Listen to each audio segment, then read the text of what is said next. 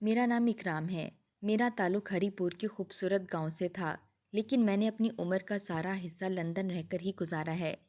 अपने अम्मा अब्बा का दूसरा और आखिरी सपूत होने की वजह से इनका बेहद लाडला रहा। हमारा शुमार गांव और ख़ानदान में बड़े लोगों में किया जाता था। खुदा ने दौलत, इज़्ज़त, रुतबा, जहानत हर चीज़ से नवाजा। बाबा मामा के हुस्न सलूक के कई किस्से मशहूर हैं। इनके बारे में कहा जाता है कि ये हर चीज़ में परफेक्ट हैं। एक परफेक्ट कपल, एक परफेक्ट पेरेंट्स और एक परफेक्ट औलाद भी। घर में मेरी हर ख्वाहिश पूरी की जाती थी और वहीं तरबियत के मामले में खासी सख्ती भी थी। अल्लाह ने मुझे हुस्न बेपनाह दिया था, इसीलिए बचपन में मुझे बहुत जल्दी नज़र लग जाती थी। गांव की औरतें कहती थी कि इसका खून हल्का है। पूरा ख़ानदान, खासकर मेरी उम्र के लड़के, मेरी खूबसूरती की वजह से हार खाते थे। ग्रे आंखें, सफ़ेद रंगत, ब्राउन बाल, ये सब मुझे इन सब से मुनफरिद बनाते थे। मेरा भाई भी खूबसूरती में मुझसे पीछे नहीं था। इसका फेस मामा से काफ़ी हद तक मिलता था। हम दोनों भाई ही ज़हीन और हर मैदान में आगे रहने वालों में से थे। मेरा बड़ा भाई मुझसे 10 साल बड़ा था। भाई के बाद अम्मा अब्बा को तो लगा था कि इनकी कोई और औलाद होगी ही नहीं, लेकिन फिर मेरी पैदाइश पर अम्मा बहुत खुश हुईं। मेरा नाम मेरी अम्मा ने रखा, बड़ा भाई शाहिद, और मेरा नाम थोड़ा मॉडर्न रखा गया। मेरी मामा अब्बा ने मेरी तरबियत में कोई कमी नहीं छोड़ी, इसलिए मुझ में हसद, चैलेंज जैसी बुरी आदत नहीं थीं। मेरे अब्बा बिजनेसमैन थे और अम्मा एक तंजीम के साथ काम करती थीं। इन्हें लोगों के काम आना बहुत पसंद था। वो लोगों के दुखों को सुनती थीं, इनके काम करतीं। दादा के तीनों बेटों में सिर्फ मेरे अब्बा ही पढ़े लिखे थे और तीनों बहुओं में सिर्फ मेरी अम्मा आला तालीम याफ्ता थीं। बाकी दो बेटे मैट्रिक पास थे। वो भी दादा की सिफारिश की वजह से उन्होंने 2 बार धक्के खा खाकर मैट्रिक पास किया। इनकी नज़र सिर्फ दादा की दौलत पर रही।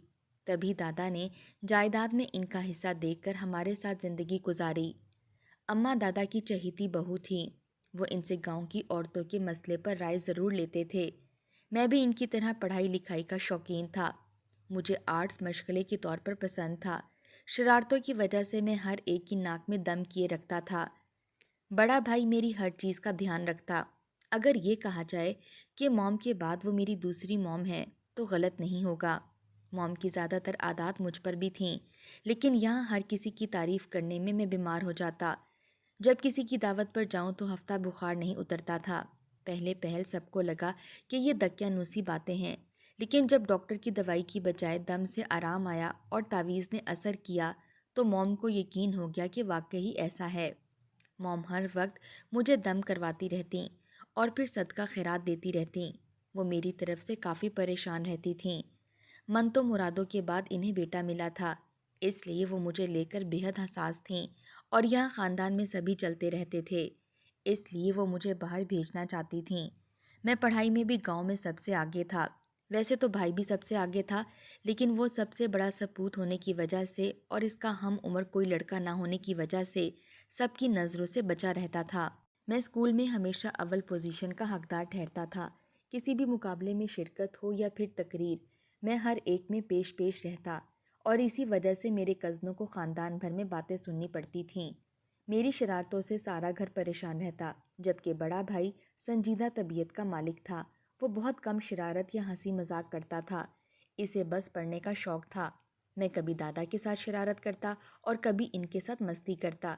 ये मेरा पसंदीदा काम था, लेकिन मेरे हर वक्त बीमार रहने की वजह से मेरे मॉम डैड ने मुझे मुल्क से बाहर भेज दिया ताकि मैं वहाँ के माहौल में एडजस्ट कर सकूँ।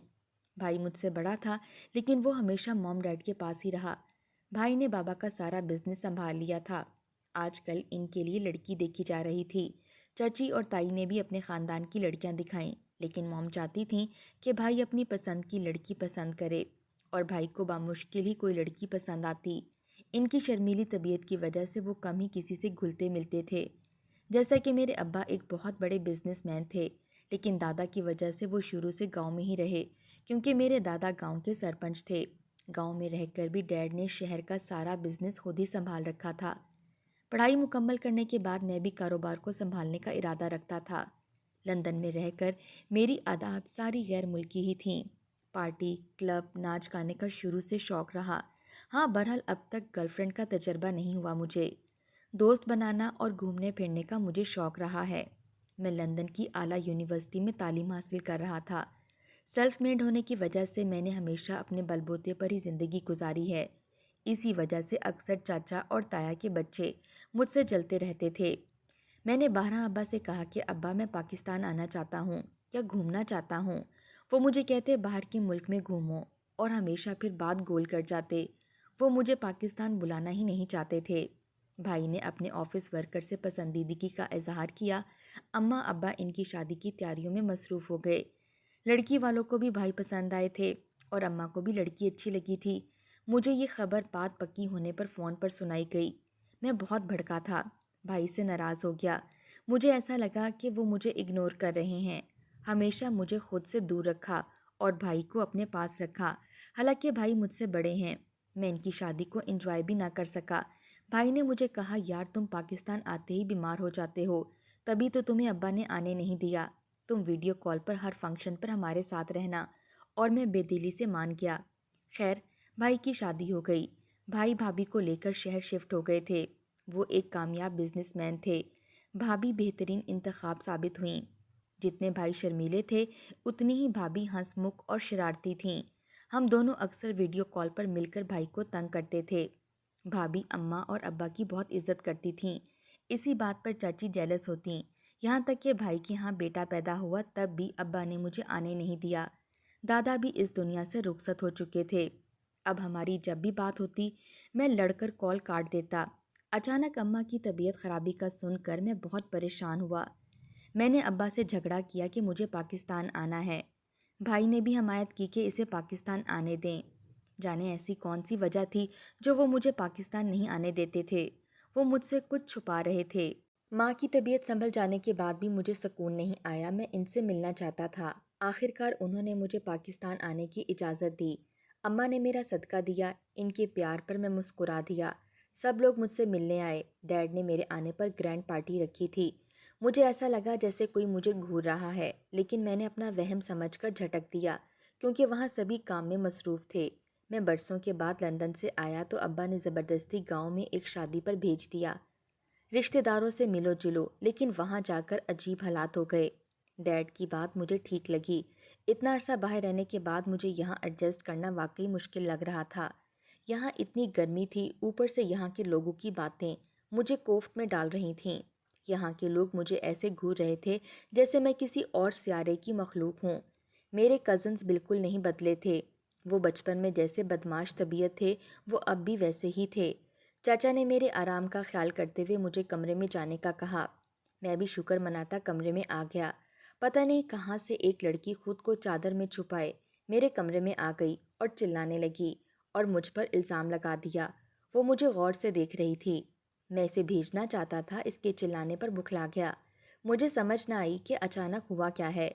इसकी आवाज़ पर सब जमा हो गए। हर कोई मुझे अजीब नज़रों से घूर रहा था। मैं कुछ ना करके भी मुजरिम बन गया था। वो लड़की खामोश खड़ी थी, ये तक नहीं बोली कि मैंने कुछ नहीं किया। ये सबका गेम था। चची और ताई कहने लगीं, कहते थे ना, बाहर जाकर लड़का बिखर जाता है। अब भुगतो इंजाम। देखो, हवेली की लड़की की इज्जत खराब कर रहा है। मुझे गुस्सा आया। पहली बार मेरे वालिदैन को बातें सुनाई गई थीं। भाभी और भाई सबको हैंडल करने की कोशिश कर रहे थे। सब लोग जज्बाती हो गए। वो उस लड़की को इंसाफ दिलाना चाहते थे। चची और ताई को बातें करने का मौका मिल गया। मैंने अम्मा अब्बा को सब हकीकत बताई। वो रोती हुई लड़की झूठी है, लेकिन इसका गैर मामूली हसीन होना सबको शक में डाल रहा था। ऊपर से वो गरीब मस्कीन लावारिस शुरू से हवेली में रही थी। चाचा का कहना था कि ये तो औरतों से सहम जाती है, ये ऐसी हरकत कर ही नहीं सकती। ताया और चाचा भी अब्बू से शुरू से ही खार खाते थे। अब मैं भी इनके बेटों से आगे था। मेरा तौर तरीका रहन सहन सब मुख्तलिफ था। इनके बेटों की तरह गुलाबी उर्दू और 8वीं जमात फेल नहीं था। चचा के बेटे के बारे में ख़ानदान में बहुत बातें हुई थीं। बस इन्हें दिल की भड़ास निकालने का मौका मिल गया था। मुझे अपने पाकिस्तान आने वाले फ़ैसले पर पछतावा हुआ। काश कि मैं मॉम डैड की बात मान कर बाहर ही रहता। लोगों ने मामला पंचायत पर छोड़ दिया। मेरे मॉम डैड के अलावा किसी को मुझ पर एतबार नहीं था। मुझे उस लड़की पर रह रहकर गुस्सा आ रहा था। चची और ताई गले से लगाए इसे कमरे में ले गईं। اونچا اونچا بولتی رہیں کہ ہم تمہیں انصاف ضرور دلوائیں گے۔ مقصد صرف ہمیں سنانا تھا۔ اگلی صبح پنچایت پر سبھی بزرگ حالات کا جائزہ لے رہے تھے۔ حویلی کی ملازماؤں نے اس لڑکی کی معصومیت کی گواہی تک دے دی۔ سب کو لگا اس کی عزت پر میری وجہ سے آنچ آئی ہے۔ گاؤں والوں نے نکاح کا مشورہ دیا۔ میں نے انکار کرنا چاہا، لیکن زبردستی مجھے ان کا فیصلہ ماننا پڑا۔ پنچایت نے مجھے اس سے شادی کرنے پر مجبور کر دیا اور ہمارا نکاح کروا دیا۔ مجبوراً مجھے اپنے ساتھ اسے شہر لانا پڑا۔ میں اماں ابا سے بھی بے حد ناراض تھا۔ اس کو وہاں چھوڑ نہیں سکتا تھا، اب وہ میری بیوی تھی۔ اس کے کالے کرتوت میں ہی جانتا تھا، لیکن میری غیر موجودگی میں کسی اور کے ساتھ اگر اس نے ایسا ویسا کیا تو میری ہی عزت خراب ہوگی۔ میں نے اس سے بدلہ لینے کا سوچ لیا تھا۔ وہ چادر اوڑے یکٹک مجھے دیکھنے میں مصروف تھی۔ اس کے گلابی ہونٹ، بلی آنکھیں اور گھنگریالے ہلکے براؤن بال اور وائٹ کلر، مانو جو کوئی اسے ایک بار دیکھ لے اس کا دیوانہ ہو جائے۔ اس کا دبلا پتلا جسم، گورا رنگ، وہ ہر لحاظ سے میری ٹکر کی تھی۔ میں نے ٹرین کے ٹکٹ لیے اور ٹرین میں سوار ہو گیا۔ ناراضگی میں گھر والوں کی کوئی چیز استعمال کرنا میں جرم سمجھتا تھا۔ وہ میرے ساتھ ٹرین میں بیٹھ گئی، لیکن میں نے سوچ لیا تھا کہ میں اسے چلتی ٹرین سے دھکا دے دوں گا اور اپنا بدلہ لے لوں گا۔ جو ہی ٹرین چلنے لگی تو وہ دروازے کے پاس ہی کھڑی تھی۔ دھکا دینے ہی لگا تو میرے پیروں تلے سے زمین نکل گئی۔ جب میری نظر اس کے پاؤں پر پڑی، اس کے پیر الٹے تھے۔ وہ اب بھی مجھے دیکھ رہی تھی۔ میرا رنگ ڈر سے سفید پڑ گیا۔ میں بے ہوش ہونے کے قریب ہی تھا کہ میں نے شہر جانے کی بجائے اسے واپس حویلی لے جانے کا فیصلہ کیا۔ اس پر کچھ سائر نہ ہونے دیا۔ وہ چپ چاپ میرے ساتھ واپس آ گئی۔ اسے کمرے میں لٹا کر دروازہ باہر سے بند کر دیا اور اماں ابا کے کمرے میں چلا گیا۔ میں نے اماں ابا کو بتایا، اماں ابا جس سے آپ لوگوں نے میری شادی کروائی ہے وہ انسان نہیں، وہ تو چڑیل ہے۔ اس کے پاؤں الٹے ہیں۔ وہ لوگ بھی پریشان ہو گئے۔ موم کہنے لگی، لگتا ہے کہ وہ چڑیل آ گئی ہے۔ میں نے حیرانگی سے پوچھا، ہے کیا مطلب؟ یہ کیا ماجرا ہے؟ وہ سب مجھے بتانے لگے اور اب کتنا چھپایا جا سکتا تھا۔ انہوں نے بتایا کہ ایک بار کزنوں کی ضد کرنے پر میں ان کے ساتھ باغ میں چلا گیا۔ وہاں مشہور تھا کہ بیری کے درخت کے نیچے چڑیل رہتی ہے جو ہر خوبصورت شخص کو تنگ کرتی ہے۔ ہم سب کزنز اس بات کو مذاق میں لے رہے تھے۔ بیری کے درخت کے پاس چلے گئے، وہاں ٹہنیوں سے لٹک کر جھولے لیتے رہے۔ اچانک وہ درخت خود بخود زور سے ہلنے لگا۔ عجیب و غریب سی آوازیں آنے لگیں۔ ہم سب پریشانی میں وہاں سے بھاگے، لیکن مجھے ایسا لگا جیسے کسی نے مجھے جکڑ لیا ہو، اس لیے بھاگا نہیں جا رہا تھا۔ میں وہیں بے ہوش ہو گیا۔ بعد میں گھر والے مجھے اٹھا کر گھر لائے تو میں عجیب و غریب حرکتیں کرنے لگا۔ کبھی عجیب عجیب آوازیں نکالتا، کبھی خود کو چوٹ پہنچاتا، کبھی بیری کے درخت کے پاس جا کر بیٹھا رہتا۔ اچانک میری آنکھیں سرخ ہو جاتیں، آواز بھاری ہو جاتی۔ جو میرے قریب آنے کی کوشش کرتا میں اسے مارنا شروع ہو جاتا۔ موم پریشان ہو کر مجھے ایک دم والے بابے کے پاس لے کر گئیں۔ گاؤں کی عورتوں نے بتایا کہ وہ بڑے پہنچے ہوئے بابا ہیں، ایک بار میں ہی ایسا دم کرتے ہیں کہ کوئی سایہ یا پھر کوئی بھی جادو ہو تو وہ خود بخود ختم ہو جاتا ہے۔ اماں عورتوں کی بات مانتے ہوئے مجھے وہاں لے گئیں اور دم کروا دیا۔ انہوں نے بتایا کہ بیری کے درخت کے نیچے اس پر ایک چڑیل عاشق ہو گئی ہے جو اسے کسی صورت چھوڑنے پر راضی نہیں ہے۔ میرے موم ڈیڈ بہت پریشان ہو گئے تھے۔ کسی بھی طرح وہ چڑیل کا سایہ مجھ پر سے ختم کرانا چاہتے تھے۔ انہوں نے بابا سے کہا کہ وہ کسی طرح چڑیل کو میرے اوپر سے ہٹا دیں۔ بابا نے ایک تعویذ لے کر میرے گلے میں ڈال دیا اور مجھے جگہ چھوڑ جانے کے لیے کہا۔ تعویذ کے اثر سے میں ٹھیک ہو گیا۔ میرے اماں ابا نے مجھے چڑیل کے ڈر سے باہر بھیج دیا تاکہ میں تعلیم حاصل کر لوں۔ پہلے پہل تو میرا وہاں دل نہیں لگتا تھا، پھر آہستہ آہستہ میں ایڈجسٹ ہونے لگا۔ پڑھائی مکمل کر کے میں نے لندن سے واپس جانے کا سوچا، لیکن ہر بار اماں اور ابا کسی بہانے سے مجھے منع کر دیتے۔ وہ مجھے لندن میں ہی رہنے کا مشورہ دیتے تھے۔ میں بہت شرمندہ تھا۔ میں کتنا غلط سمجھتا تھا، حالانکہ وہ میرے لیے مجھے خود سے دور رکھ رہے تھے۔ میں چڑیل والا واقعہ بھول چکا تھا۔ موم ڈیڈ نے سارا واقعہ مجھے سنایا۔ ڈیڈ نے کہا اس چڑیل کو فی الحال اکیلا چھوڑ دیا جائے، کل ہی میں جا کر بابا سے بات کروں گا۔ وہ ساری رات کمرے میں بند رہی۔ وہ آوازیں بدل بدل کر مجھے اندر آنے کا کہہ رہی تھی۔ اگلی صبح میں ابا اماں کے ساتھ اس بابا کے پاس پہنچ گیا۔ وہ بابا پہلے سے بھی بوڑھے ہو گئے تھے۔ کچی مٹی کا گھر تھا جہاں کھجور کی چٹائی بچھائے وہ بیٹھے تسبیح پڑھ رہے تھے۔ وہ بہت کم لوگوں کا مسئلہ سنتے تھے، اکثر وہ خود میں ہی گم رہتے۔ وہ زور زور سے بال چھٹکتے اللہ ہو پڑھنے لگتے۔ میں کچھ کر کے پیچھے ہوا۔ لندن میں ایسا کہاں ہوتا تھا۔ مجھے اب چڑیل سے جان چھڑوا کر اپنی بیوی کو آزاد کروانا تھا۔ وہ بیچاری لڑکی کب سے تکلیفیں سہ رہی تھی۔ میں نے اپنا مسئلہ بیان کیا۔ وہ کافی دیر تک کچھ پڑھتے رہے، پھر انہوں نے بتایا کہ وہ چڑیل واپس نہیں گئی تھی، وہ اس بچی کے اندر چلی گئی، لاوارث اور یتیم بچی کے اندر گئی تاکہ اس حویلی میں رہ سکے۔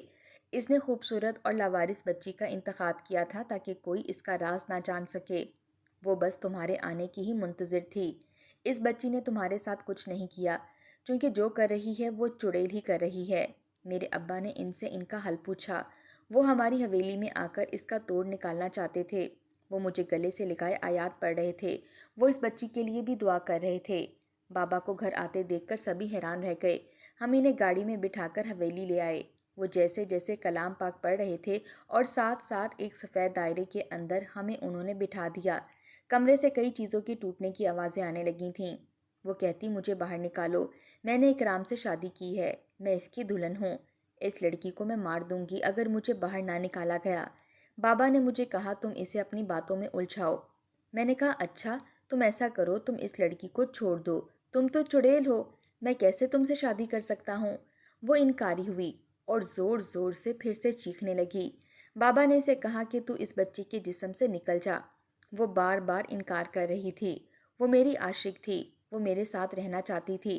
جب وہ ہمارے قریب آنے کی کوشش کرتی، کسی حصار کے تحت گر پڑتی۔ وہ کمرے سے باہر نہیں نکل پا رہی تھی۔ بابا نے کہا اگر تو خود اس کی زندگی سے دور چلی جائے گی تو تجھے کوئی نقصان نہیں پہنچایا جائے گا، ورنہ تیرے قبیلے والوں کو بلا کر تجھے ہمیشہ کے لیے قید کروا دیا جائے گا۔ وہ چڑیل انسانوں کو یوں ہی تنگ کرتی تھی، اس لیے اسے اس کے اپنے قبیلے سے نکال دیا گیا تھا۔ بابا کے قبضے میں اور بھی جنات تھے جنہوں نے بابا کو یہ خبر دی تھی۔ بابا کے کلام پاک پڑھتے ہی وہ چیخنے لگی۔ میں بہت پریشان ہو گیا تھا۔ بابا سیاہ مٹی آگ میں ڈالتے کچھ پڑھتے رہے۔ وہ بھڑک اٹھتی تھی۔ وہ اچھی روح نہیں تھی، وہ اتنی آسانی سے ماننے والی نہیں تھی۔ مجھے اچانک اپنی بیوی کی فکر ہونے لگی۔ بالآخر 2 گھنٹے کے بعد وہ راضی ہو گئی۔ وہ مزید تکلیف برداشت نہیں کر پا رہی تھی۔ وہ اس کے جسم سے نکل گئی۔ بابا نے اسے قید کر لیا تاکہ بعد میں وہ کسی اور کو تنگ نہ کرے۔ بابا نے کہا یہ چڑیل اب قید ہو چکی ہے، اس لڑکی کو باہر نکال سکتے ہو تم لوگ۔ نئی نویلی دلہن بنے وہ کونے میں سکتے میں سر جھکائے بیٹھی تھی۔ اس کے آنسو آنکھوں سے بہہ کر گورے گورے گالوں کو کالا کر رہے تھے اور اسے دوپٹے کا کوئی ہوش ہی نہیں تھا۔ وہ بس روئے جا رہی تھی۔ اسے کچھ بھی یاد نہیں تھا۔ اسے بس اتنا پتا تھا کہ جب وہ چھوٹی تھی تو اس کے والدین مر گئے تھے، اس حویلی میں چھوڑ گئے تھے۔ ایک دن ایک عورت اسے بہلا کر کمرے میں لے گئی اور چڑیل اس کے اندر گھس گئی۔ اس کے بعد وہی وہ کرتی تھی جو وہ چڑیل چاہتی تھی۔ مجھے اس کے لیے برا لگا، اور جو بھی اس کے ساتھ ہوا اس چڑیل نے صرف میری وجہ سے ہی اس کے ساتھ کیا تھا۔ مجھے اپنی بیوی پسند آ گئی تھی، شاید پہلی نظر میں ہی اچھی لگی تھی، لیکن غصہ ہونے کی وجہ سے میں یہ خیال جھٹک گیا تھا۔ میں نے اسے سارا کچھ بتایا۔ چونکہ وہ پہلے ہوش میں نہیں تھی اس لیے نکاح اب دوبارہ کیا گیا۔ اس بار سب لوگوں کو بلایا گیا۔ چچا اور تایا سمجھے کہ لڑکا پاگل ہو گیا ہے، پہلے ماننے سے انکار کر رہا تھا، اب دوبارہ اسی لڑکی سے شادی کر رہا ہے۔ میرے چہرے پر مسکراہٹ دیکھ کر میری اماں بھی کافی مطمئن تھیں۔ انہوں نے مجھ سے وعدہ لیا کہ میں شادی کے بعد باہر چلا جاؤں۔ میں ان کی بات مان چکا تھا۔ دوست چھیڑنے میں مصروف تھے۔ میں سب سے جان چھڑاتا سیڑھیاں چڑھنے لگا۔ موم نے سب عورتوں کو کھانا کھلا کر بھیج دیا تھا۔ میرے کمرے میں میری بیوی میری منتظر تھی۔ سرخ لہنگا اس کی سفید رنگت پر خوب جچ رہا تھا۔ شرمائی شرمائی سی وہ مجھے بہت خوبصورت، بہت پیاری لگ رہی تھی۔ چند رومانوی جملوں کے بعد میں نے اس کے ہاتھ میں سونے کی چوڑیاں پہنا دیں۔ اگلے دن ولیمے کے بعد میں اسے لے کر لندن روانہ ہو گیا۔ بزنس کی بھاگ دوڑ میں نے سنبھال لی تھی۔ میری بیوی فل مشرقی ثابت ہوئی تھی۔ وہ میری ضرورت کا خیال رکھتی، اپنے ہاتھ سے میرے لیے پاکستانی کھانے بناتی۔ اکثر دوست یاد چھیڑتے تھے۔ شادی کے بعد میں رن مرید ہو کر رہ گیا ہوں۔ شادی کو 2 سال ہونے والے ہیں۔ اب اللہ نے مجھے ایک چاند سا بیٹا عطا کیا ہے۔ میرے بیٹے کی خبر سن کر اماں ابا اور بھابھی ہمارے پاس رہنے آ گئے۔ گھر میں رونق سی لگی رہتی ہے۔ دونوں بہوؤں سے بہت بنتی تھی۔ وقت کا کام ہے گزرنا، وہ گزر گیا۔ چاچا اور چاچی کو ان کے بیٹوں نے گھر سے نکال دیا، جس دولت کی خاطر وہ اپنے باپ کو چھوڑ گئے تھے۔